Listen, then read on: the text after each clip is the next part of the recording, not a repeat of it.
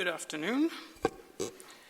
I'm going to try not to duplicate a lot of what's already been discussed today and the day before, because a lot of what I have to cover has already been discussed at some level.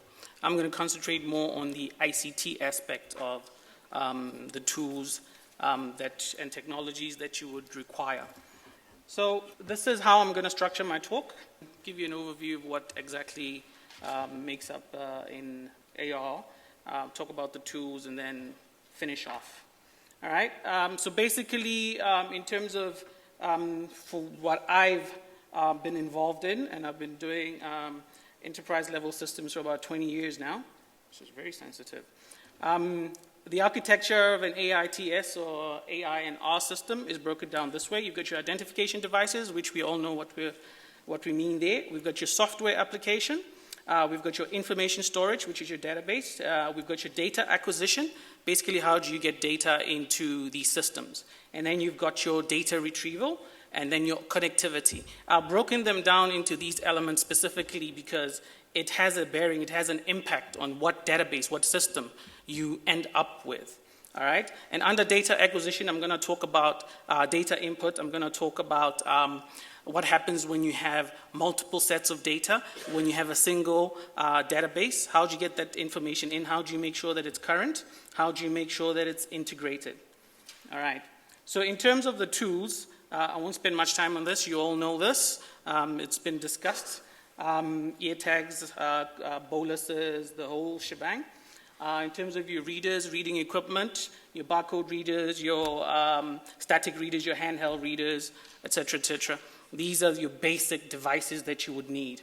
All right. Now, in terms of your software application, when we talk about ICT, generally people tend to think that we're talking technology, but ICT is made up of two parts. ICT is information systems and information technology. Information systems are anything that you would use to collect, store, process, and disseminate information.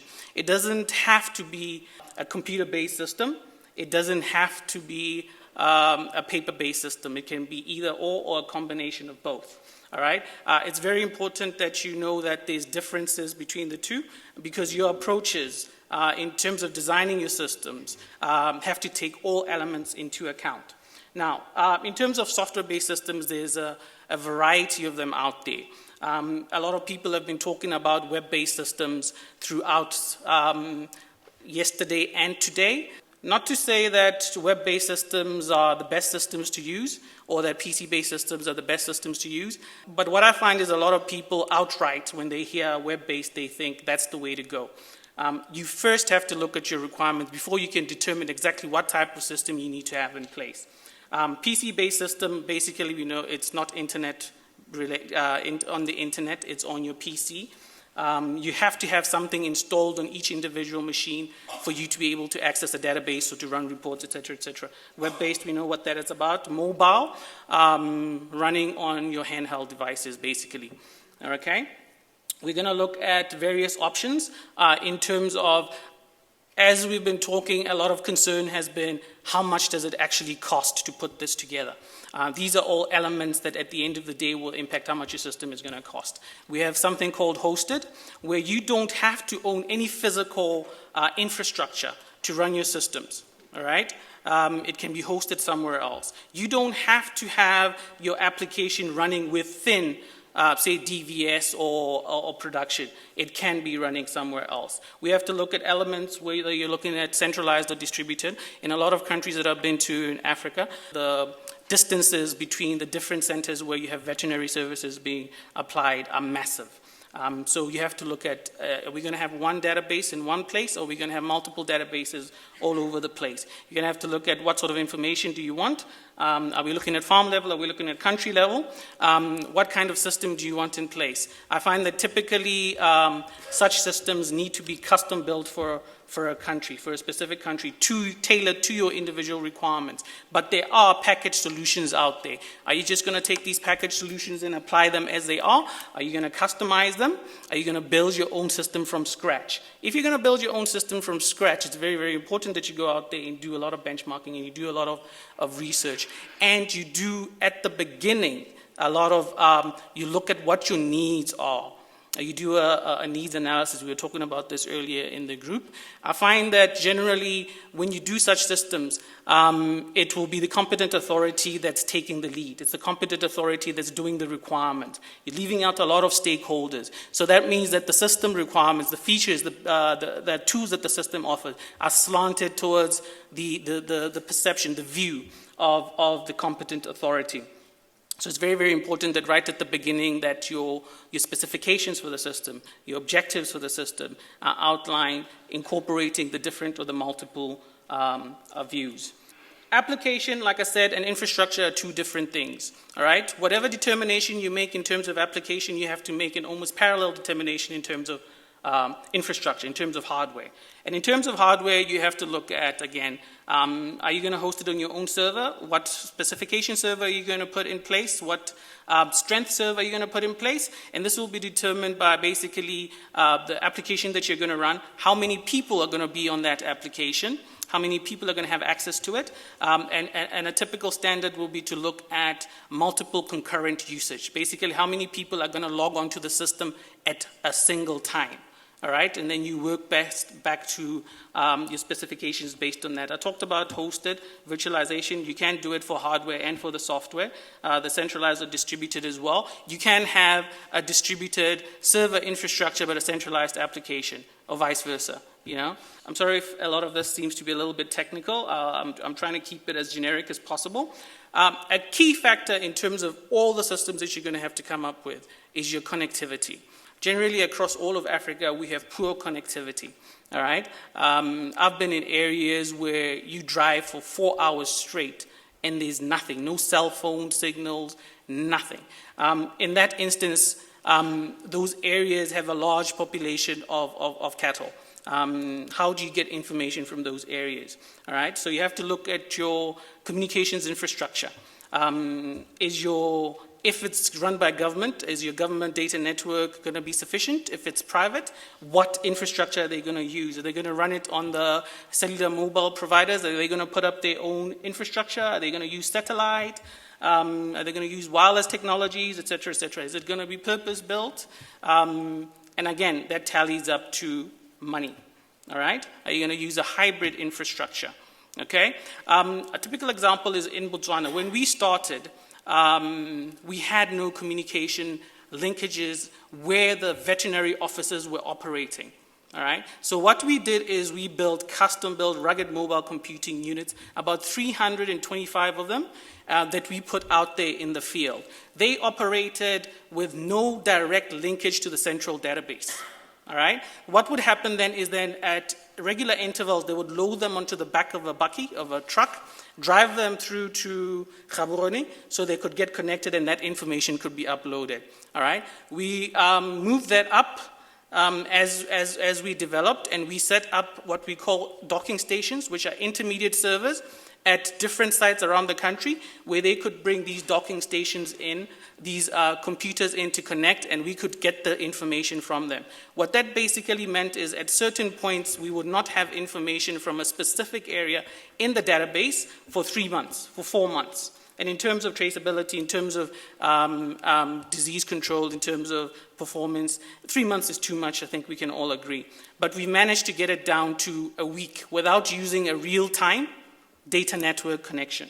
So your considerations in terms of all these, you have to look at information systems, information technology, like I've said, what are you going to use? For Botswana, for instance, if you're going to put up any system, we have an authority that looks after IT for the entire country. So they would want you to host that application on their infrastructure. All right? Data usage and synchronization I've already talked about. How are you going to share? A lot of people have been talking about integration, interfacing, et cetera, et cetera. Integration means you take everything and you put it on one platform. All right?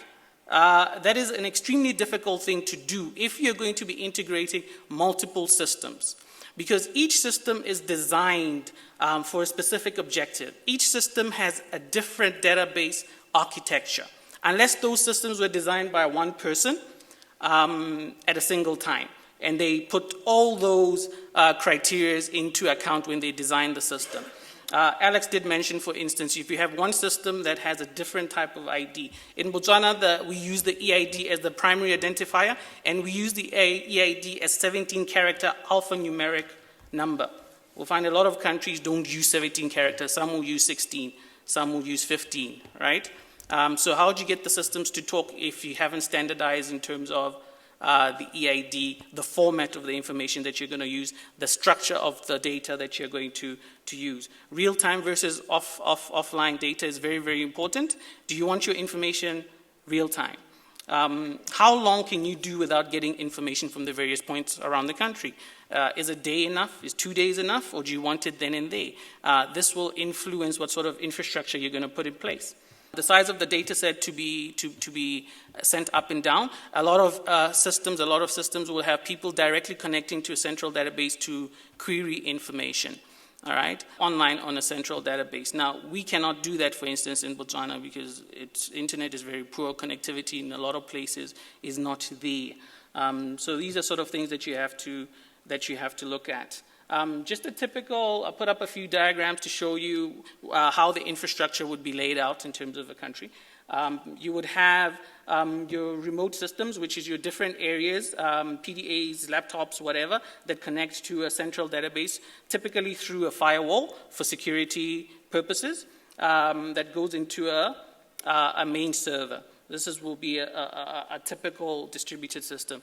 At your crawls, at your local, wherever your animals collect, you would have some sort of reading device. It's very difficult to process multiple animals using the visual ID numbers, all right? It's not undoable, but it's more efficient if you do it this way. At your abattoirs, for instance, you read an animal, it goes into a central database that goes direct to your database through whatever you're using. There's various ways in which information is moved up and down. I won't spend much time on this. You could look at satellite connectivity. That's just to give you a pictorial view of what I've been talking about. In terms of data synchronization, all right, like I said, it's up to you whether you're going to use a distributed system or a centralized system. If you use a distributed system with multiple databases running around the country, it's going to be extremely difficult for you to collect data from all those different data sets into a single database. I mentioned that Botswana, we had over 300 computers. Those basically translated to over 300 individual data sets. All right? If anything happens in the chain, you don't get the information that you require at the time that you require. There's various methods out there that you can use to upload information. It all has to start with when you design your system. Centralized, you don't have to worry about data synchronization because everything goes into one system. But again, how much data are you going to be pumping into that system? How many people are going to be using that system? Are your communications infrastructure reliable? Are they consistent? You know? And just to finish off, some of the requirements that I thought you need to look at in terms of the technologies and the information systems that you're going to use. You're going to have to look at who has prime responsibility for the system, the resources that are required to run for the system. I find that in a lot of instances, like in the Botswana system, for instance, it is run by government, but they do not have the technical expertise to manage to maintain the system. So they outsource it most of the time. So these are things that you have to look about. Whatever technology you employ, if you're talking about hardware technology, it will be obsolete inside of 6 to 9 months. All right? Obsolescence and useful life of a piece of technology are two different things. You can still continue to use it, but in terms of support, mainstream support for OEMs and such, you will not get much of. So if you're going to employ your own systems that you host, it's going to cost you money to put in the initial architecture, the initial software systems, and then it's going to cost you money to maintain them on a regular basis. And the process by which the facilities, the tools by which you plan how to maintain these systems is normally a strategy of sorts, whether it's an ICT strategy or corporate strategy. And I find that a lot of organizations do not have one. For instance, in Botswana, they spent 10 years using the same piece of equipment before they realized that it was obsolete 8 years ago. Okay. A lot of these has already been discussed. Who do you give access to? Who captures what? It goes down to a security element. Multiple modes and means of data capture. Again, you don't want to have a backlog somewhere. You don't want to have a deadlock somewhere. Your network is as fast as your slowest network component. So if you have multiple means of data capture, at some point it could cause problems. A final point I'll make is in terms of the information that you collect. If you're collecting from multiple systems, does it make sense to you? All right, who's that information intended for? You know, if you're going to collect multiple sets of information, how do you collect it? How do you present it to the competent authority, to the individual user, et cetera, et cetera? In that regard, you're going to be looking at some manner of analytics. You're talking business intelligence. You're talking data warehousing. All right, all these translate to costs, and more costs. All right, I think I'll stop there.